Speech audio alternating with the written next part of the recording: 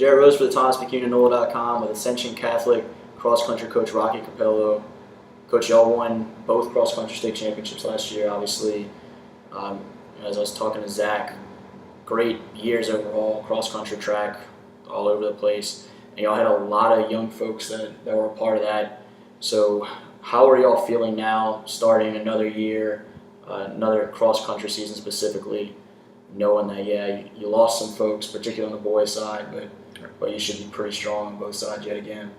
Yeah, we lost a couple of, I think we lost three of our top 7 on the boys' side. On the girls' side, we didn't have any seniors, so everybody comes back, and they've been training really, really well this summer. It's exciting because some of the guys that have been training for a while that hadn't been able to run at the state meet the last couple of years because of the seniors that we did have, now they get to step up, and I've seen a greater intensity on their part, knowing that they now have to help the team out. In the past, I think they had the sense that, maybe they don't have to train quite as hard because they weren't going to be needed, but they've been training on the boys' side, certainly. They've been training a lot harder this summer than I've seen in the past. Should y'all be the favorites in Class 1A for cross-country season on both sides, those things considered? Well, I would think certainly on the girls' side, given that we were able to win state last year by a pretty good margin, and we don't lose anybody, that I guess on paper certainly that makes us the favorite. We don't like to look at it that way. Right. We set new goals, whether we're the favorites or not. On the boys' side, I think we're going to be just as good, if not better, than we were last year. I would think most people would probably think we're the favorite, and certainly that's our goal, to win the state meet on the girls and the boys' side. And also to do things on a composite level. It was exciting last year to be able to move into the top 10 rankings on the composite level on the boys and the girls side. And this year we want to be able to match or even improve on our composite rankings. And this has been the best summer of practice we've ever had as a boys team and a girls team. So if we can stay healthy, then I think the kids have a really good shot at meeting their goals. Yeah, it sounds like scary news for most of 1A. But who are some of the other teams, whether in y'all's classification or around the Baton Rouge area, that maybe could be some pretty interesting competition for y'all as the season goes on? On the 1A level, I mean, we look at Metairie Park usually as the team that we have to worry about, not only on the boys' side, but they have a great girls' team as well. Catholic Point Capee, they always have a really good girls' team.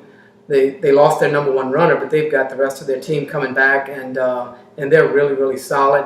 An up-and-coming team that we've noticed that kind of surprised us last year, Cedar Creek. They seem to be on the upswing, and this year they should be really good, and even into the future they should be even better because they had a really, really young team. So on the 1A level, those I think are the main teams that we tend to look at and worry about.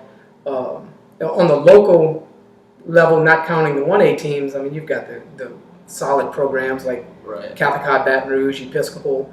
I mean, they've dominated the Baton Rouge area for as long as I've been around.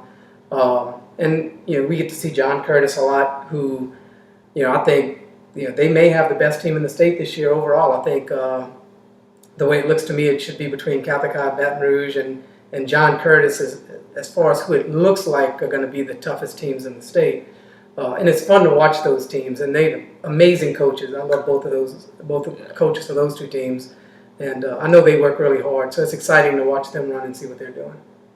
Zach's over there kind of lounging, playing on his phone.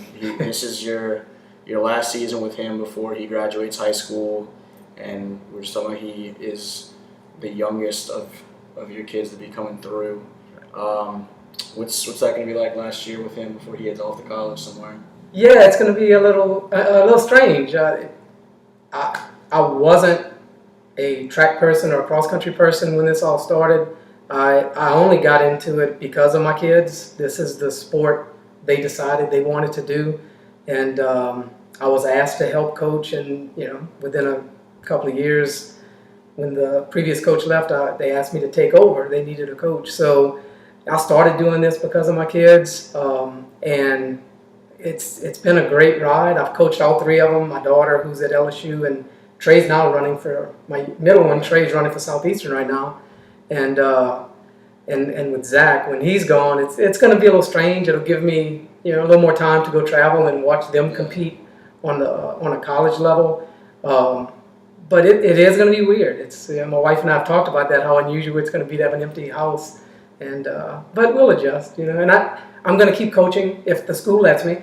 I'll keep coaching, and a lot of these other kids that I've been coaching since they were in 5th grade, they're almost like kids to me too. So and I want to make sure I see it through for them, and hopefully get them to that next level where they want to go run in college and do some special things. Things are obviously going well for y'all, so I think your job might be safe over there. I think they will happily have you back.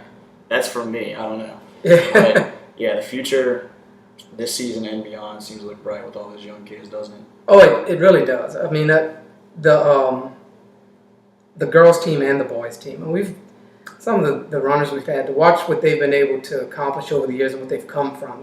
Like top girl runners like Stephanie Bro and Sophie Daigle, Whitney Uri. When I remember what they were doing early on in 5th, 6th grade, and to see where they are now, what I consider to be in that upper echelon of girl runners in the state, and to see what Zach's been able to do, and some of our younger runners like Thomas Daigle, even Jordan Zarang. I mean, Jordan's our other senior this year. I mean, Jordan couldn't break 30 minutes when he first started running cross country for a 3-mile, and I expect him to have a really good shot at breaking 16 minutes. So to watch him develop is really exciting. So. There you go, Coach Capello over at Ascension Catholic in Donaldsonville, and for the NOLA.com, Jared Roser.